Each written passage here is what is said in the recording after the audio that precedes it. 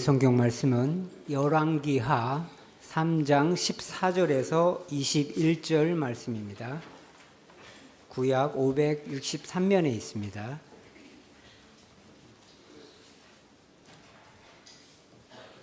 엘리사가 이르되 내가 섬기는 만군의 여호와께서 살아계심을 두고 맹세하노니 내가 만일 유다의 왕 여호사밧의 얼굴을 봄이 아니면 그 앞에서 당신을 향하지도 아니하고 보지도 아니하였으리이다.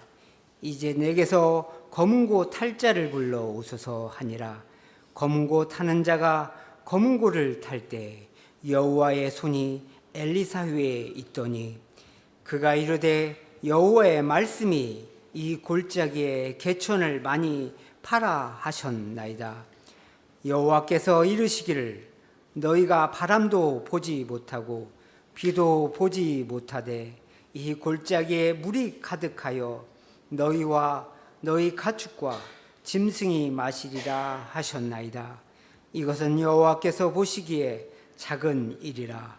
여호와께서 모압 사람도 당신의 손에 넘기시리니 당신들이 모든 견고한 성읍과 모든 아름다운 성읍을 치고 모든 좋은 나무를 베고 모든 샘을 메우고 돌로 모든 좋은 밭을 헐리이다 하더니 아침이 되어 소재 들을 때 물이 에돔 쪽에서부터 흘러와 그 땅에 가득하였더라. 모압의 모든 사람은 왕들이 올라와서 자기를 치려 한다 함을 듣고 갑옷 입을 만한 자로부터 그 이상이 다 모여 그 경계에 서 있더라. 아멘. 제 고등학교 때부터 믿음이 무엇인지 그리고 믿음이 어때야 하는지 고민하였던 듯합니다. 그래서 서울이 아닌 포항에 있는 이제 막 생겨서 선생님조차 모르고 그래서 그 대학교에 간다고 할 때 아무도 이해하지 못한 그런 대학교를 선택했습니다.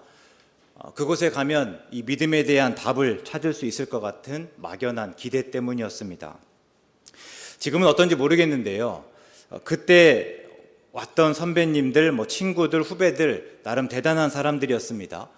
저야 은혜로 갔지만 다들 명문대를 혹은 최소한 서울에 있는 학교든 혹은 스펙에 유리한 조건들 다 포기하고 하나님의 방법으로 하나님의 인재를 양성하는 하나님의 대학에 대한 꿈 하나로 전국에서 모였던 사람들입니다. 그래서 나름 믿음이 확고하였습니다.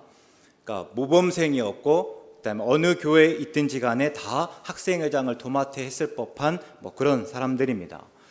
그 팀에서 믿음을 고민하였습니다. 그게 굉장히 어려웠습니다.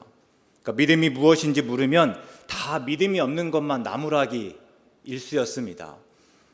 그러니까 이해는 합니다.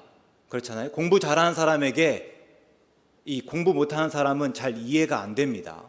타고날 때부터 노래를 잘하는 사람들은요, 노래 못하는 사람들 잘 이해하지 못합니다. 음식 잘하는 사람들 왜 음식 태우는지 잘 이해하지 못합니다. 그랬을 거예요. 그래서 왜 믿음이 무엇인지 모르냐는 반응을 계속해서 보여왔습니다. 대학교를 졸업하고 선교단체에서 반년 동안 훈련을 받은 적이 있습니다. 근데 거기에서도 똑같았습니다. 무엇이 믿음입니까?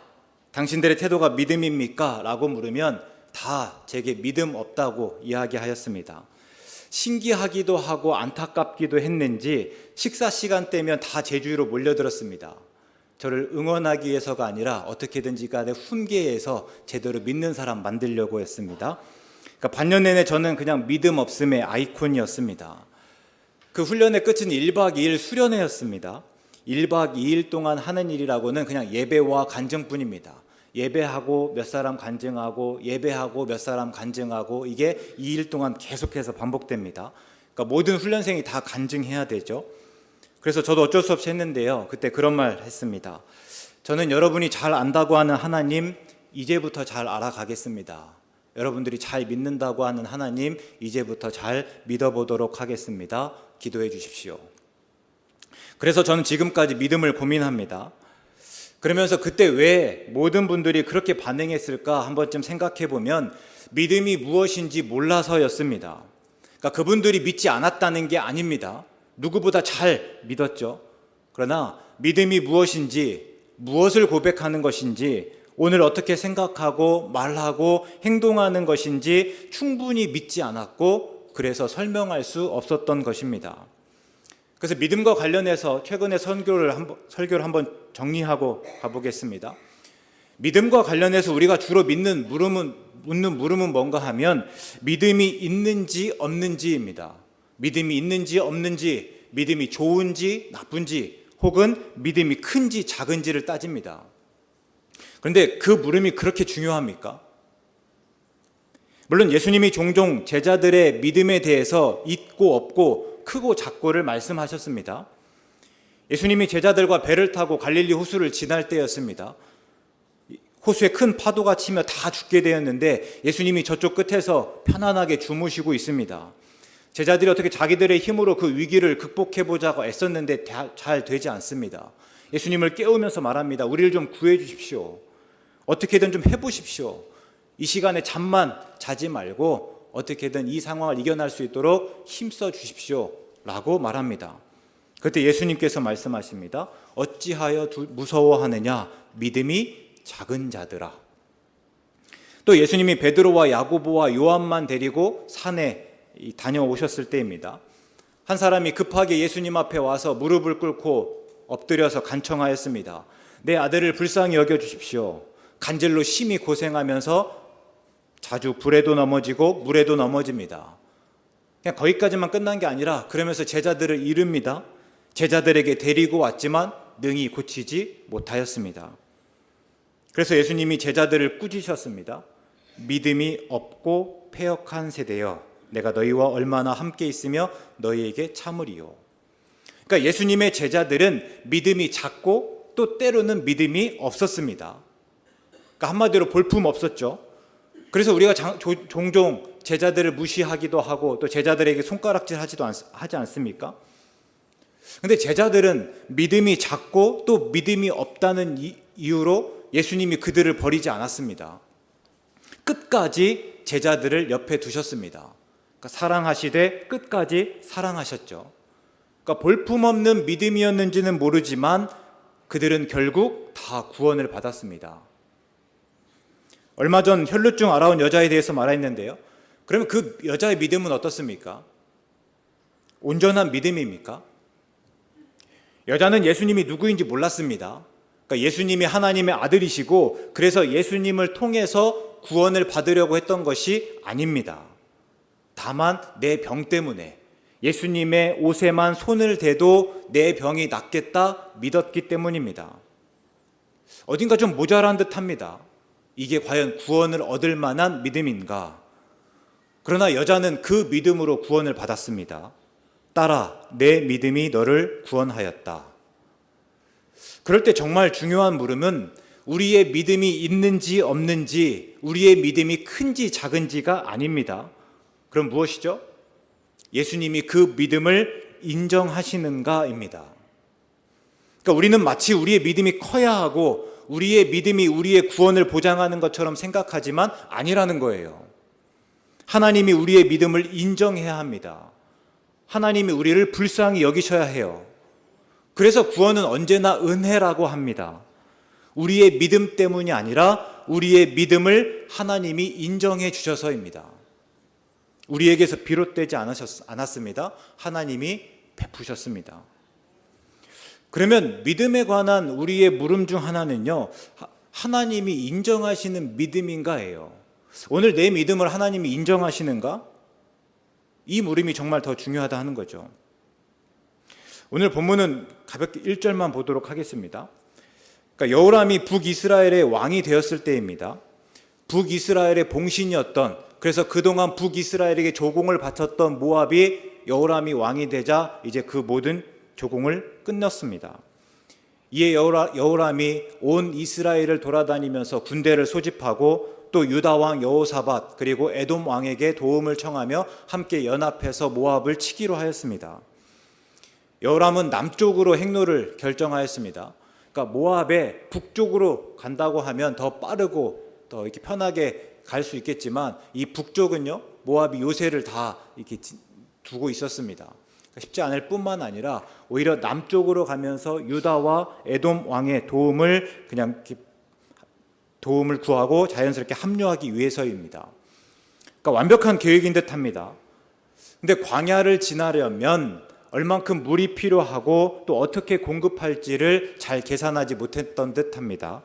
그 7일째가 되자 군사와 가축에게 먹일 물이 없었습니다.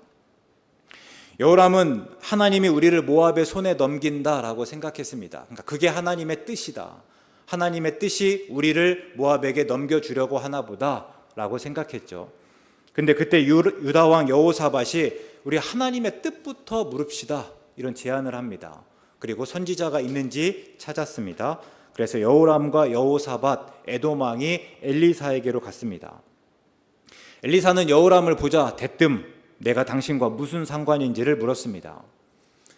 우리가 아합과 이세벨에 대해서는 많이 들으셨을 텐데요.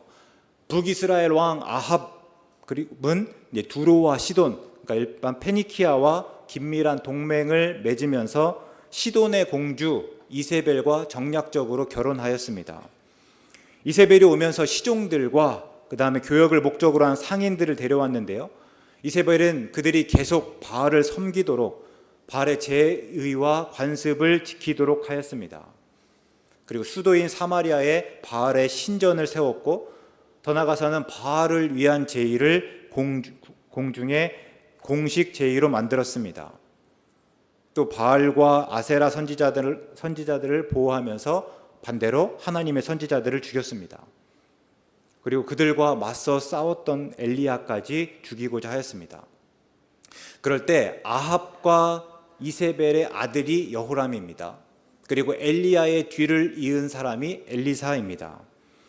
근데 여호람이 자신을 찾아왔습니다. 그러니까 엘리사가 볼 때는 번지수가 틀려도 한참이나 틀렸습니다. 그래서 이 앞에 13절에서 이야기하면요, 왜 인제 와서 하나님인가? 라고 합니다. 당신의 부친의 선지자들과 당신의 모친의 선지자들에게로 가십시오. 이렇게 말합니다. 그러니까 바알과 아세라 선지자들에게 물으라는 거예요. 본문에서 제가 궁금한 것도 엘리사와 같습니다. 여호람이 하나님과 무슨 상관이고 왜 하나님께 묻는가입니다. 다시요. 여호람의 아버지 아합과 어머니 이세벨은 바알과 아세라를 섬겼습니다. 그것이 부모의 뜻이기도 했지만 국가의 기조였습니다. 궁중에서 여호람은 바알과 아세라를 참 신으로 배웠을 것입니다. 그리고 바알과 아세라를 참 신으로 섬겨왔습니다.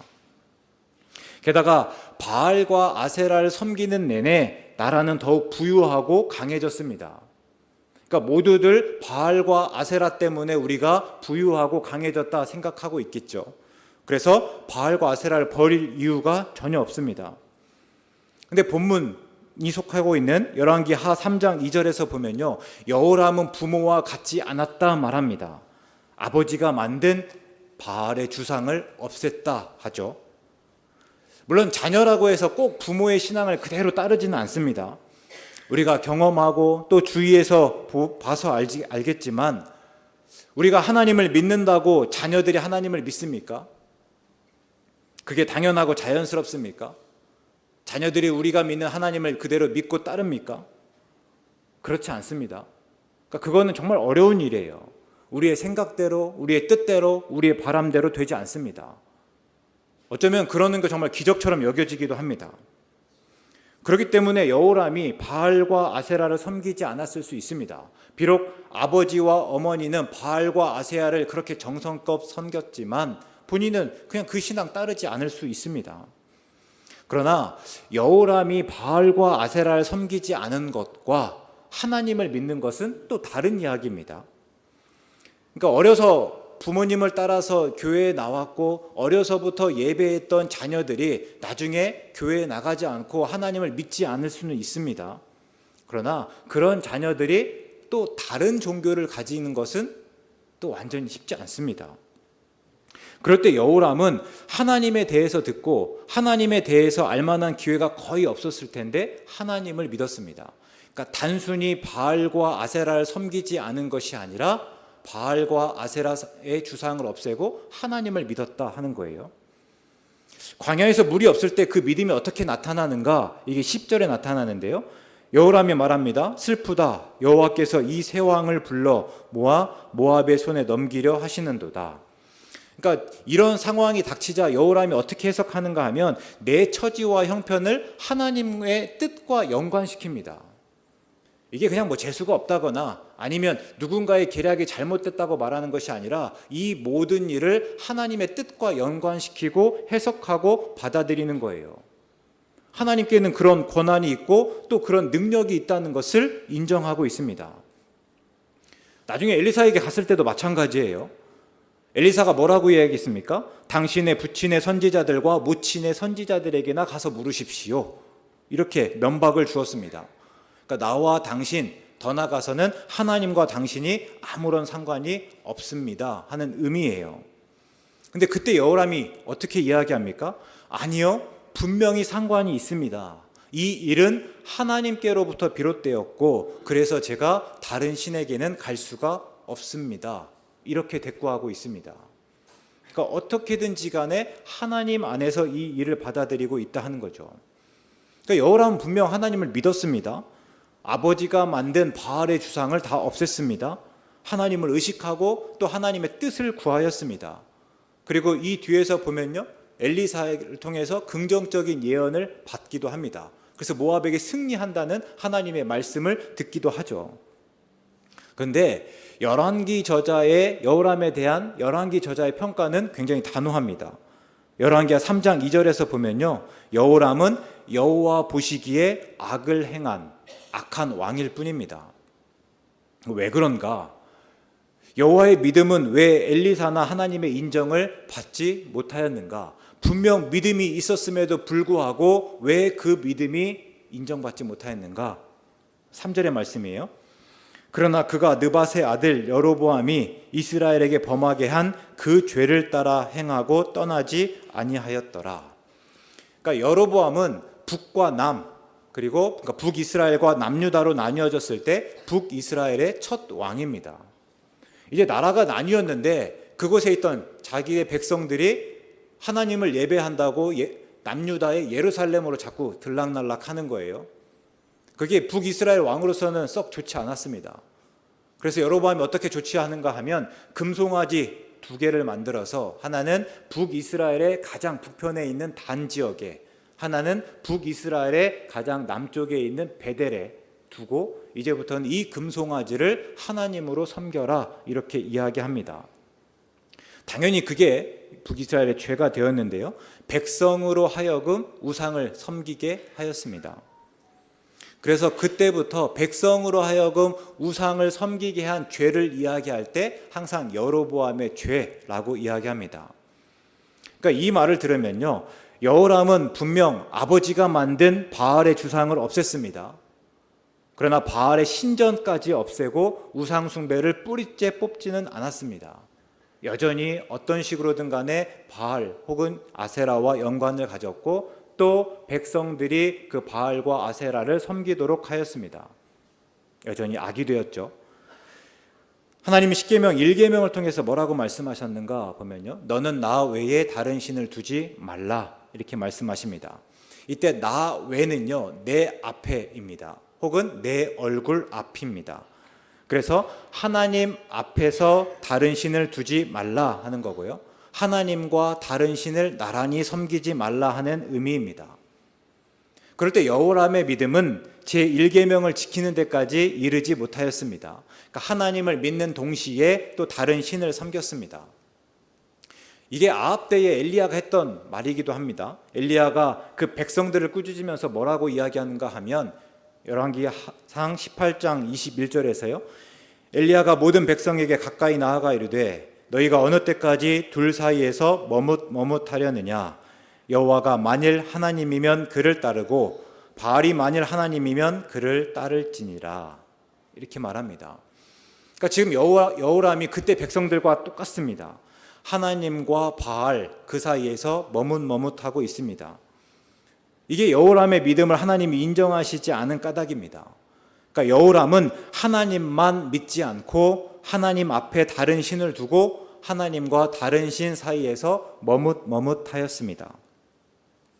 우리가 하나님을 믿는다는 것은 하나님만 믿는다는 것입니다.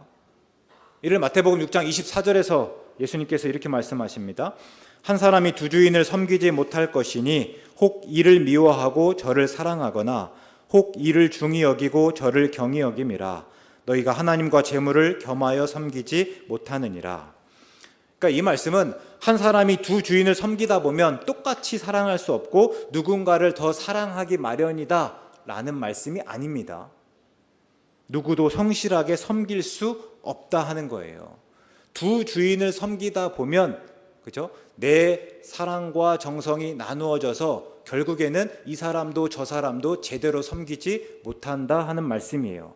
절대적인 헌신이 불가능하다. 그래서 예수님께서 하시는 말씀이요, 한 주인만 섬겨라입니다. 하나님께만 순종하고 헌신하라 하는 말씀이죠. 그래서 우리는 하나님을 믿는다고 할 때 늘 물어야 하는 것입니다. 우리의 믿음의 대상은 오직 하나님인가? 하나님 앞에 다른 신을 두지는 않았는가? 하나님과 다른 신 사이에서 머뭇머뭇하고 있지는 않는가? 정말 하나님만 섬기고 있는가? 하나님을 믿는다 할 때 이게 우리의 물음이어야 돼요. 우리가 다른 신이라고 하니까 특정한 신을 생각할지 모르겠습니다. 그러나 아니에요. 다른 신은 하나님이 아닌데 하나님처럼 여기는 무엇입니다. 그러니까 예를 들어서 재물입니다. 조금 전에 읽은 마태복음 6장 24절에서 재물은 우리가 흔히 만몬이라고 하는 것입니다. 그러니까 뭐 돈이고 재산이에요. 근데 돈이고 재산을 마치 신인 것처럼, 신이나 되는 것처럼 말할 때 우리가 만몬을 씁니다. 우리가 그럴 때 있지 않습니까? 결국 돈은 삶을 살아가게 하는 수단입니다. 근데 때로 우리가 돈을 위하여 사는 듯합니다. 돈과 우리의 삶, 우리의 인생을 바꾸는 거죠. 돈 때문에 부모와 형제와 싸우기도 하지 않습니까? 오늘 당장 뉴스만 한번 보시면요, 다 돈 때문이에요. 돈 때문에 눈이 멀고, 돈 때문에 거짓말을 하고, 돈 때문에 사람을 죽이기까지 합니다. 돈 때문에 내가 좋아지기도 하고, 돈 때문에 내가 나빠지기도 합니다. 돈 때문에 내가 좌지우지 되는 거예요. 이게 신입니다. 하나님 외에 우리에게 귀하고 우리에게 중요하고 우리를 좌지우지하는 것, 그게 다 신이에요. 그래서 하나님 외에 다른 신을 섬기면 뜨뜻미지근해질 수밖에 없습니다. 온전히 섬기지 못하기 때문이에요. 그게 요한계시록에서 예수님이 라우디게아 교회에 하신 말씀입니다. 3장 15절과 16절 말씀인데요. 내가 내 행위를 아노니 내가 차지도 아니하고 뜨겁지도 아니하도다. 내가 차든지 뜨겁든지 하기를 원하노라. 내가 이같이 미지근하여 뜨겁지도 아니하고 차지도 아니하니 내 입에서 너를 토하여 버리리라. 라우디게아 교회가 왜 이런 이야기를 듣는가 보면요, 그들이 부자였고 풍족하였기 때문입니다. 부족한 것이 없어서예요. 그래서 하나님만 신뢰하지 않았습니다. 그래서 하나님만 의식하지 않았습니다. 하나님만 집요하게 추구하지 않았습니다. 이런 이야기를 듣지만 우리가 오해하지 말아야 될 것은, 그래서 라우디아 교회 사람들이 하나님을 믿지 않았다는 게 아닙니다. 세속적이었다는 것이 아니에요. 예수님을 믿지만 꼭 예수님만 중요하게 여기지는 않았다 하는 거예요. 하나님을 내가 섬기지만 하나님과 함께 다른 비슷한 것들을 또 귀하게 여겼다 하는 것입니다. 우리가 이런 일을 보다 보면 결국 믿음의 관건이 무엇인지 알게 됩니다. 믿음이 얼마나 크고 얼마나 열정적이고 얼마나 헌신적인 것보다 더 중요한 것은 믿음의 대상이 오직 하나님이어야 한다는 것입니다. 하나님을 사랑하는 것보다 더 중요한 것은 하나님만 사랑하는 것입니다. 이게 나중에 우리가 누가복음에 나오는 가난한 과부의 헌금과 같습니다. 그러니까 부자가 풍족한 것들에서 내는 그 헌금보다도 하나님께서 더 관심 있게 또 그것을 귀하게 받는 것은요, 과부가 내는 두렙돈입니다. 그러니까 모든 것을 다 내놓을 때, 내가 그 마음 다 드릴 때에 하나님께서 귀하게 여긴다. 하나님을 하는 것이 아니라 하나님을 사랑한다고 하면서 내가 하나님께 헌신하고 내가 하나님께 봉사하는 것보다 더 중요한 것은 하나님만 사랑하면서 내 마음 바치는 것이다 하는 것을 우리가 알 수 있습니다. 엊그제 우리 교회 출신이신 우리 김신우 목사님과 그 사모님과 함께 식사하면서 잠깐 이야기를 나누었습니다. 지금은 이제 일본에서 목회하고 계시는데요. 조금 이따 축도해 주시겠습니다. 근데 우리가 아는 대로요, 일본 사람들은 개인주의 성향이 굉장히 강합니다. 그러다 보니까 다른 사람을 불편하지 않게 하는 것을 어려서부터 철저하게 교육받는다고 합니다. 그래서 누구나 수긍할 수 있는 말을 하고 좀처럼 직접적으로 내 감정을 다 드러내지 않습니다. 말들도 다 간접적으로 하죠. 그러니까 목사님의 표현으로는요, 다 내성적인 사람들, 내향적인 사람들입니다. 그러다 보니 일본으로 공부하러 오는 사람들도 다 그런 사람들이 많습니다. 좀처럼 자신의 속을 내놓지 않습니다.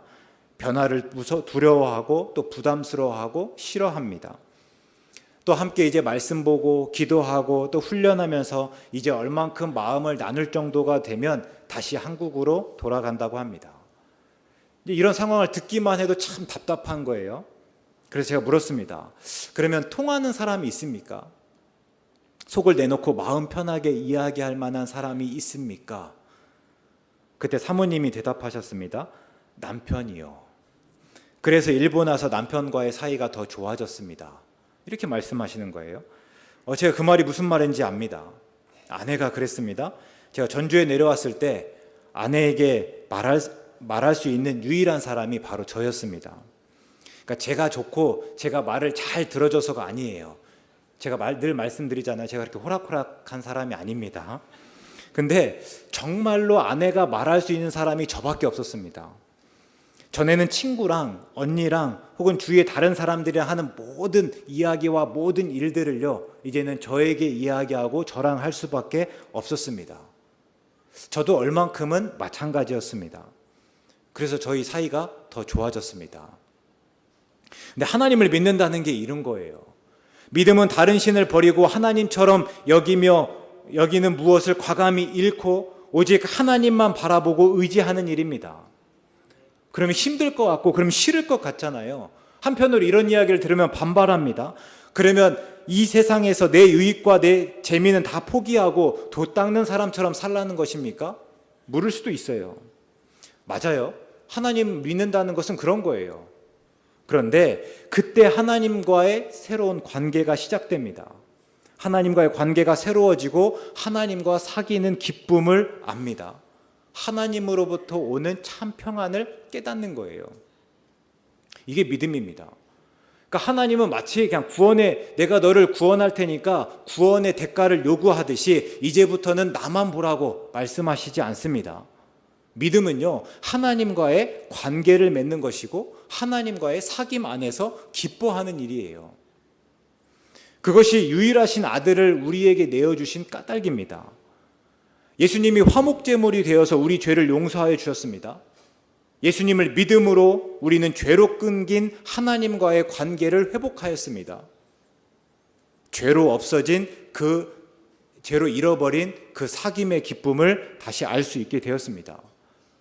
그래서 요한 1서에서 요한이 성도의 교제를 어떻게 표현하는가 하면 하나님과 그의 아들 예수 그리스도와 함께하는 사귐이다 이야기합니다. 그러니까 성도의 교제가 너와 내가 그냥 친하게 지내는 것, 너와 내가 그냥 사귀는 것이 아니라요, 내가 너와 하나님과 예수 그리스도와 안에서 함께 사귀는 것. 그러니까 내가 하나님과 예수 그리스도와 사귀는 것이고요, 또 내 형제가 하나님과 예수 그리스도와 사귀는 것이고 그 안에서 우리가 서로 사귀는 것이 바로 성도의 교제다 말씀하는 거예요. 바울은요, 또 주 안에서 기뻐하라고 당부합니다. 그러니까 예수님을 통해서 주신 그 기쁨을 알라는 거예요. 그러니까 앞에서 계속해서 믿음에 대해서 이야기하잖아요. 하나님께서 인정하시는 믿음은 무엇일까라고 했을 때 오직 하나님만 섬기는 것이다. 오직 하나님만 예배하는 것이다. 오직 하나님께만 내 마음을 드리는 일이다 라고 했을 때, 그럼 믿음이라는 것은 그런 하나님이 인정하신 믿음이 따로 있는 것이 아니라 오직 하나님만 바라보고 오직 하나님과의 관계 안에 있게 되는 것이다 하는 거예요. 그러니까 믿음은 나중에 코끝에서 호흡이 멈출 때 하나님 나라에 들어가기 위한 조건이 아니라 오늘 예수님 안에서 하나님을 경험하고 하나님으로부터 오는 평안 안에 거하는 권리다 하는 것입니다. 그래서 하나님은 하나님 외에 다른 신을 두지 말라고 말씀하시는 거예요. 그 기쁨과 평안은 오직 하나님께로부터만 오기 때문입니다. 세상은 알 수 없고 세상은 줄 수 없기 때문이에요. 우리의 믿음이 거기까지 가야 합니다. 단순히 오늘 우리의 믿음이 내가 오늘 믿는다는 것으로, 그래서 하나님 나라를 기대하고 소망한다는 것으로 위로받고 끝나버리는 것이 아니라, 오늘 내 믿음을 통해서 하나님과의 관계 안에 있음을 깨닫고 하나님 안에서 그 주시는, 하나님과의 사귐 안에서 내가 누리는 그 기쁨을 누려갈 수 있어야 된다 하는 거예요. 그래서 제가 바울의 말씀으로 도전드리면요, 고린도서 13장 15절의 말씀인데요, 너희는 믿음 안에 있는가? 너희 자신을 시험하고 너희 자신을 확증하라 입니다. 한 주간 우리가 믿음 안에 있는지 시험하고 확증하실 수 있기 바랍니다. 내가 오늘 믿는 이것 때문에 그냥 만족하면서 끝나는 것이 아니라 이 믿음 때문에 하나님을 조금 더 바라볼 수 있고 하나님을 경험할 수 있고 세상에 알 수 없는 기쁨과 평안함을 좀 누려갈 수 있으면 좋겠습니다. 믿음은 그렇게 재미없는 게 아니에요.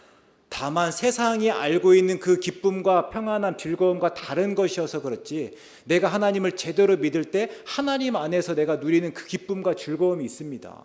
유익이 있습니다. 그것들 취해가라 하는 거예요. 하나님이 인정하시는 믿음을 가져가실 수 있기 바랍니다. 그리고 하나님과의 관계 안에서 하나님을 경험하는 우리 모두 되었으면 정말 좋겠습니다.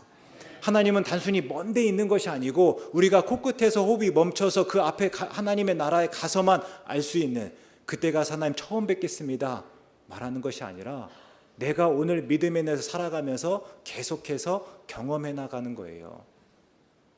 하나님 나라는 그때 그냥 가는 것이 아니라 내가 오늘 계속 맛보아 가는 거예요. 그것이 우리의 믿음이고 우리의 신앙이고 오늘 아는 하나님인 줄 믿습니다. 그래서 오늘 내가 믿음 안에 있는지를 확인하고 내가 그 믿음 주시기를 더욱더 구하며 믿음 안에 거함으로 하나님과 하나님 나라 경험해 나가실 수 있기를 주의 이름으로 축원합니다. 기도합니다. 하나님만 믿고 의지하기로, 하나님만 사랑하기로 작정합니다. 하나님 한 분만으로 기뻐하는 데 이르고 하나님 한 분만으로 만족하는 법을 깨닫게 하시옵소서. 날마다 예수님을 통하여 회복하여 주신 하나님과의 관계 안에 머물게 하시고 그것으로 더욱 하나님만 예배하게 하시옵소서. 예수님의 이름으로 기도드립니다. 아멘.